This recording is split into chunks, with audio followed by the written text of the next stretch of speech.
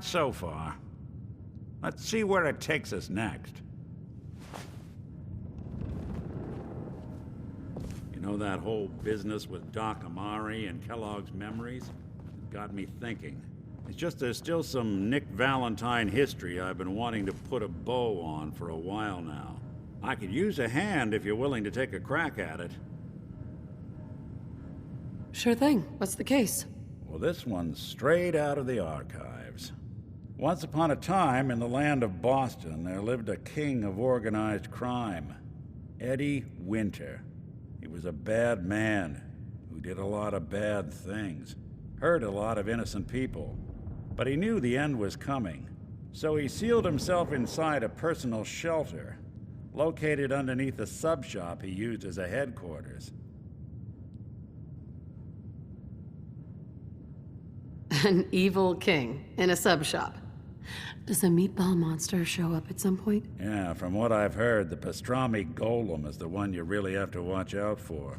Anyway, if you're done being a wise ass, the story gets even more twisted. The arrogant bastard wanted to cheat death, live forever, so he could come out of that shelter someday into this brave new world. Sound familiar? Only Eddie didn't want to be a frozen banana. No cryo sleep for him, no. He invested his money in some sick, crazy radiation experiment. Whoa, Nick. You can't be saying what I think you're saying. Oh, I'm saying it all right. Eddie Winter went and turned himself into a ghoul, 200 years before it was fashionable. Hell, he was probably the first one. And I'm convinced that he's still locked inside that shelter, safe and sound, ready to come out and begin his evil reign all over again. I'm gonna find him and kill him, so that never happens. You in? I don't get it, Nick. Why kill Eddie Winter, even if he is still alive? This sounds like some kind of vendetta. I've got memories of a girl. My girl.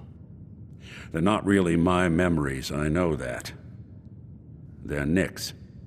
But the girl, she was real. She was beautiful and innocent, and Winter killed her. Now he's got to pay the price. So, knowing that, are you in? All right, Nick. Let's get the bad guy. Good.